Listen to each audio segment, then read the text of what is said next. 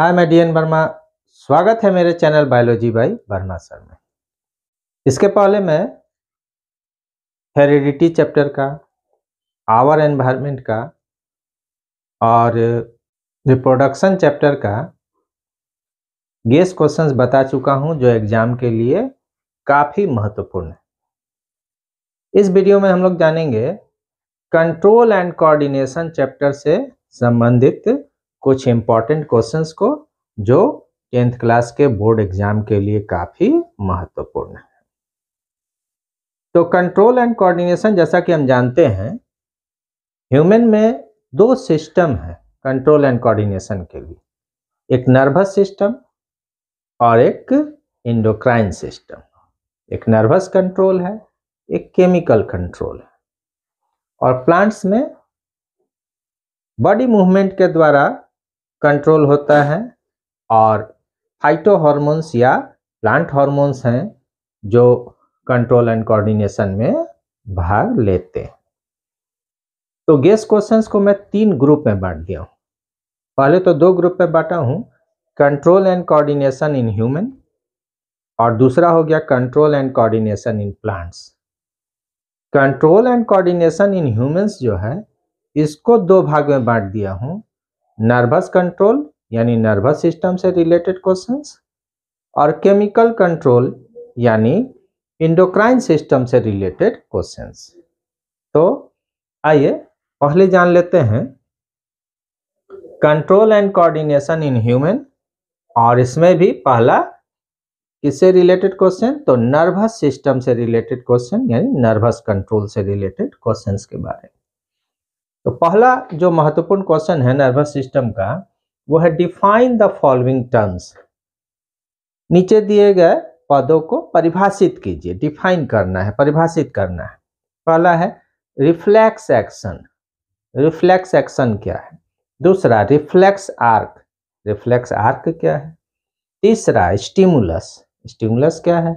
और चौथा इम्पल्स, यानी इम्पल्स क्या है? चारों को डिफाइन करना। दूसरा question, draw a neat and clean diagram of a neuron. Neuron यानी नर्व सेल, हिंदी में तंत्रिका कोशिका, यानी तंत्रिका कोशिका का साफ सुथरा चित्र बनाना है। And level it's different parts, और एक नर्व सेल यानी न्यूरॉन में जो विभिन्न भाग होते हैं उसका नामकरण करना है, नाम लिखना है। तो हमारा क्वेश्चन था कि draw a neat and clean well labelled diagram of a neuron. तीसरा क्वेश्चन है write down the structure of a neuron in brief. अब इसमें फिगर नहीं बनाना है। न्यूरॉन यानी जो नर्व सेल है, इसके स्ट्रक्चर का वर्णन कर देना है संक्षेप में। डेंड्राइट क्या है, एक्सॉन क्या है, साइटोन क्या है, ये सब के बारे में संक्षेप में लिखना है, स्ट्रक्चर को डिस्क्राइब करना है। तो क्वेश्चन हमारा था right down the structure of a neuron in brief, यानी तंत्रिका कोशिका के संरचना को संक्षेप में लिखें। चौथा क्वेश्चन है डिफाइन करने के लिए, define sensory neuron, motor neuron and relay neuron. Define करना है सेंसरी न्यूरॉन क्या है, मोटर न्यूरॉन क्या है और रिले न्यूरॉन क्या है। नेक्स्ट क्वेश्चन है हमारा right down the name of different parts of brain and mention one function of each. Human brain पढ़ना है, तो ह्यूमन ब्रेन के डिफरेंट पार्ट्स का नाम लिखना है, fore brain, mid brain, hind brain, या फिर उसका भी जो पार्ट है उसको भी लिखिए, और प्रत्येक का एक एक कार्य बताना है। यानी मानव मस्तिष्क के विभिन्न भागों का नाम लिखें और प्रत्येक का एक कार्य बताएं। ठीक है, write down the name of different parts of brain, इसका ह्यूमन का पढ़ना है यानी human brain, and mention one function of each, और प्रत्येक का एक एक फंक्शन आपको बताना है। नेक्स्ट क्वेश्चन है how are brain and spinal cord protected. कहता है कि ब्रेन और स्पाइनल कॉर्ड कैसे सुरक्षित रहते हैं, कौन इनको सुरक्षा प्रदान करता है। तो मस्तिष्क और स्पाइनल कॉर्ड कैसे सुरक्षित रहते हैं, इसका आंसर आपको लिखना है। आठवां है व्हाट इज सिनेप्स। या इसके पहले एक क्वेश्चन और है, how does the nervous tissue cause action. जो नर्वस टिश्यू है ये कैसे काम करता है, तंत्रिका ऊतक कैसे कार्य करता है। How does the nervous tissue cause action. अगला है, व्हाट इज सिनेप्स। सिनेप्स क्या है। An impulse passes from dendrites to axon ending but does not transmit in reverse direction. Why. जो इलेक्ट्रिकल इम्पल्स है ये डेंड्राइट से एक्सॉन के ending तक जाता है लेकिन रिवर्स डायरेक्शन में नहीं जाता है, यानी एक्सॉन एंडिंग से डेंड्राइट की ओर नहीं जाता है। क्यों, कारण बताना है आपको।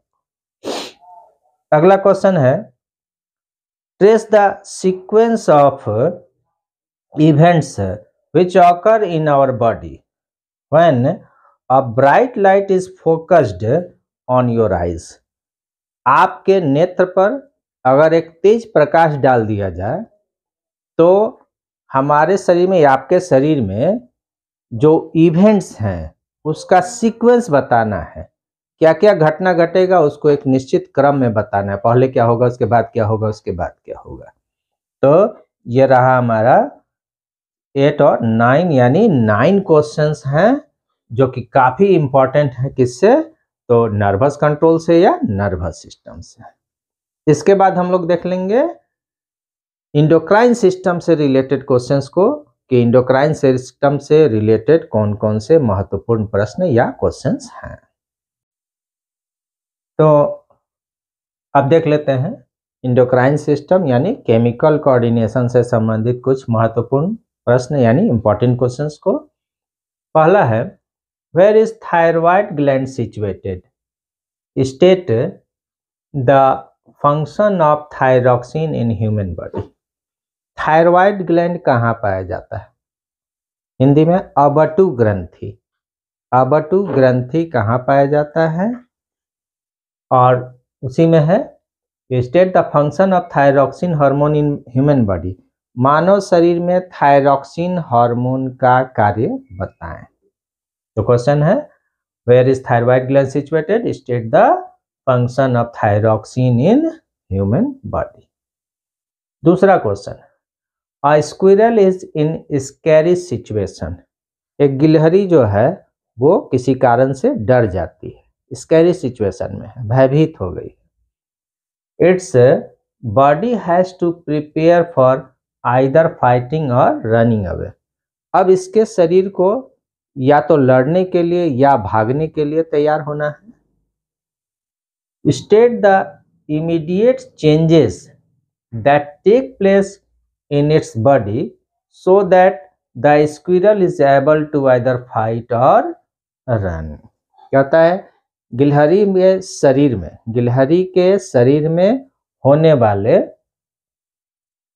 परिवर्तन को, तुरंत जो परिवर्तन होगा उसको बताना है जिससे कि वो या तो लड़ने में सक्षम हो सके या भागने में सक्षम हो सके।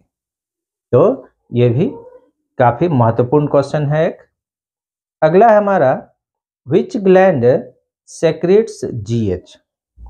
किस ग्रंथि से जीएच यानी ग्रोथ हार्मोन, वृद्धि हार्मोन, किस ग्रंथि से वृद्धि हार्मोन स्रावित होता है। विच ग्लैंड सेक्रेट्स जीएच यानी growth hormone. Name the conditions that arise due to hypo and hyper secretion of this hormone. इस हार्मोन के कम स्राव से या अधिक स्राव से जो स्थिति उत्पन्न होता है उसको बताना है, यानी कम स्राव होगा तो क्या होगा और जीएच का अगर अधिक स्राव होगा तो क्या होगा।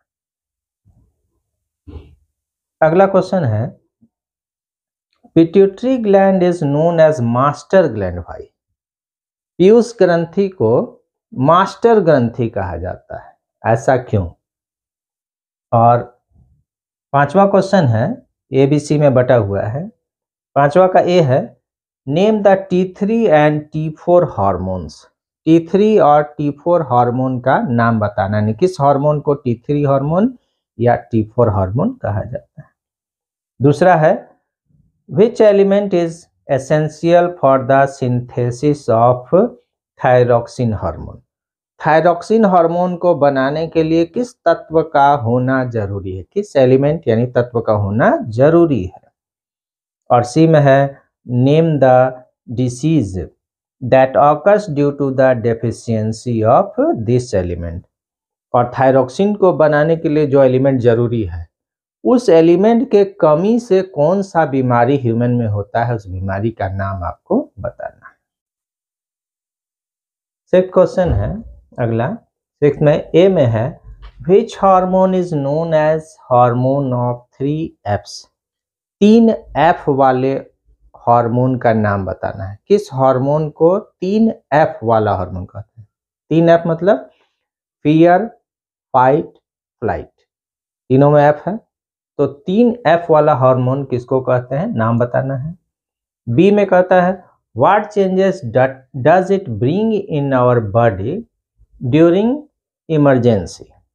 आपातकालीन स्थिति के दौरान यह हार्मोन हमारे शरीर में क्या क्या परिवर्तन लाता है। तो 2-4 परिवर्तन आपको इसमें बताना है। और अगला क्वेश्चन हमारा है what is diabetes, how does it occur. Diabetes क्या है, डायबिटीज का तो नाम सब कोई जानता होगा, मधुमेह, चीनी की बीमारी।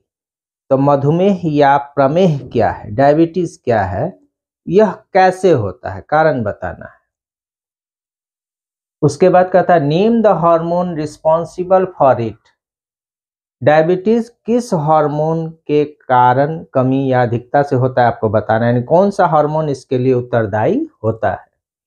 तो name the hormone responsible for it and the gland that secrets it. और उस हार्मोन को कौन सा ग्रंथि स्रावित करता है, किस ग्लैंड के द्वारा वह हार्मोन स्रावित होता है। तो हार्मोन का नाम बताना है, ग्लैंड का नाम बताना है, डायबिटीज क्या है बताना है और कैसे होता है बताना है। अगला क्वेश्चन हमारा है what is feedback mechanism, describe with the help of an example. Feedback mechanism क्या है, इस क्रियाविधि को एक उदाहरण के द्वारा बताएं। तो ये हमारा सारा क्वेश्चन रहा, इतना 8 क्वेश्चन। किससे, तो एंडोक्राइन सिस्टम से। तो हम लोग देखें कि ह्यूमन का जो कंट्रोल एंड कोऑर्डिनेशन जो है ह्यूमन में जो हो रहा है, नर्वस कंट्रोल और केमिकल कंट्रोल। तो नर्वस कंट्रोल से 9 क्वेश्चंस काफी महत्वपूर्ण हैं और एंडोक्राइन सिस्टम से 8 क्वेश्चंस जो हैं काफी महत्वपूर्ण हैं। इसको एग्जाम से पहले जरूर देख लीजिए। अब जान लेते हैं control and coordination in plants, पौधों में कैसे नियंत्रण और समन्वय होता है। तो इससे रिलेटेड कुछ क्वेश्चंस को देख लेते हैं। पहला क्वेश्चन है state types of movements seen in plants, give one example of each type. पौधों में कितने प्रकार के मूवमेंट्स पाए जाते हैं, उसका नाम बताना है और प्रत्येक का एक उदाहरण देना है। दूसरा क्वेश्चन है write differences between tropic and nastic movements. Tropic और नेस्टिक मूवमेंट में अंतर बताना है। तीसरा state one example of chemotropism. Chemotropism का या केमोट्रॉपिक मूवमेंट का एक उदाहरण बताना है कि ये कहाँ पाया जाता है, कैसे होता है, इसको डिस्क्राइब करना है। फोर्थ क्वेश्चन है define geotropism, draw a labelled diagram of A plant showing geotropic movement of its parts. Geotropism क्या है, एक पौधे का नामांकित चित्र बनाकर आपको दिखाना है कि इसके विभिन्न भागों में कैसे जियोट्रॉपिज्म हो रहा है, कहाँ पॉजिटिव जियोट्रॉपिज्म हो रहा है, कहाँ निगेटिव जियोट्रॉपिज्म हो रहा है। नेक्स्ट क्वेश्चन 5वां, व्हाट आर प्लांट हार्मोन्स और फाइटो हार्मोन्स। पादप हार्मोन, इंग्लिश में प्लांट हार्मोन या फाइटो हार्मोन्स कहा जाता है। तो पादप हार्मोन क्या है, व्हाट आर प्लांट हार्मोन्स और phyto hormones. Name the plant hormones responsible for the following. अब नीचे दिए गए कार्यों के लिए कौन कौन से पादप हार्मोन उत्तरदायी होते हैं उसका नाम बताना है। पहला है ग्रोथ ऑफ स्टेम, तना में वृद्धि। तना में वृद्धि के लिए कौन सा हार्मोन रेस्पॉन्सिबल है, उत्तरदायी है, नाम बताना है। दूसरा प्रमोशन ऑफ सेल डिवीजन, यानी कोशिका विभाजन को कौन बढ़ाता है, कौन प्रोमोट करता है, उस हार्मोन का नाम बताना है। इनहिबिशन ऑफ ग्रोथ, कौन सा हार्मोन वृद्धि को रोकता है। एंड इलोंगेशन ऑफ सेल्स, कौन सा हार्मोन सेल में वृद्धि लाता है, इलोंगेशन लाता है। नेक्स्ट क्वेश्चन हमारा, define phototropism, name the hormone responsible for phototropism. Phototropism का परिभाषा लिखना है और बताना है कि कौन सा हार्मोन फोटोट्रॉपिज्म के लिए उत्तरदायी होता है। अगला क्वेश्चन है 7th में, ए में है where are plant hormone synthesized, पादप हार्मोन कहाँ संश्लेषित होते हैं, जगह बताना है कहाँ बनते हैं। दूसरा, what happens when a growing plant detects light, explain in brief, क्या होता है जब एक वृद्धि करते हुए पौधे को प्रकाश मिलता है, इसको संक्षेप में बताना है आपको। अगला है 8वां, list the sequences of events that occur when a plant is exposed to one directional light leading to bending of a growing shoot. अगर किसी पौधे पर एक दिशा से प्रकाश आ रहा है तो उसका शूट जो है, धड़ जो है, प्रकाश की ओर मुड़ जाता है। तो इसमें आपको बताना है कि कौन कौन सा घटना हो रहा है, क्रम से बताना, उसका सीक्वेंस बताना है। और कहता also name the hormone synthesized, कौन सा हार्मोन बन रहा है जो इस काम में, बेंडिंग ऑफ शूट में भाग ले रहा है। And the type of movement that takes place, और यहाँ प्लांट पार्ट में किस तरह का मूवमेंट हो रहा है, कौन सा ट्रॉपिक मूवमेंट है, नेस्टिक है, किस तरह का ट्रॉपिक का कौन सा टाइप है, ये आपको बताना है। तो हम लोग देखें कि प्लांट के कंट्रोल एंड कोऑर्डिनेशन, प्लांट में जो कंट्रोल एंड कोऑर्डिनेशन होता है उससे रिलेटेड कितने इंपॉर्टेंट क्वेश्चंस हैं। अब एक दो और भी महत्वपूर्ण क्वेश्चंस हैं जो काफी महत्वपूर्ण हैं, इनको भी देख लेते हैं। पहला है हमारा, why is chemical coordination better than electrical impulses as means of communication between cells. कोशिकाओं के बीच कम्युनिकेशन के लिए कहता है कि जो इलेक्ट्रिकल इम्पल्स है इसके तुलना में केमिकल कोऑर्डिनेशन, केमिकल जो है के माध्यम से जो कोऑर्डिनेशन हो रहा है ये ज़्यादा बेहतर है। क्यों? इन्हें मल्टी सेलुलर ऑर्गेनिज्म, यानी किसमें, बहुकोशिकीय जीवधारी में आपको बताना है, किसी बहुकोशिकीय जीवधारी में, यानी ये ह्यूमन से रिलेटेड क्वेश्चन है। ह्यूमन में नर्वस सिस्टम और एंडोक्राइन सिस्टम दोनों हैं। तो कहना चाह रहा है क्वेश्चन में कि नर्वस सिस्टम जो है जब है ही, बॉडी को कंट्रोल कर ही रहा था, तो फिर केमिकल कोऑर्डिनेशन की क्या आवश्यकता पड़ी। इस क्वेश्चन को कई तरीके से भी पूछ सकता है। तो कहता है कि जो ह्यूमन में नर्वस सिस्टम है तो केमिकल कोऑर्डिनेशन का क्या जरूरत है, केमिकल कोऑर्डिनेशन क्यों नर्वस जो है कंट्रोल से ज़्यादा बेहतर है। तो यही जो है ये क्वेश्चन है। अगला हमारा, name the different receptors found in human and the stimuli they receive. मनुष्य के शरीर में कौन कौन से रिसेप्टर्स पाए जाते हैं और प्रत्येक रिसेप्टर किस स्टिमुलस को रिसीव करता है। तो रिसेप्टर का नाम और उसके सामने उसके द्वारा रिसीव किए जाने वाले, पकड़े जाने वाले स्टिमुलस का नाम आपको लिख देना है।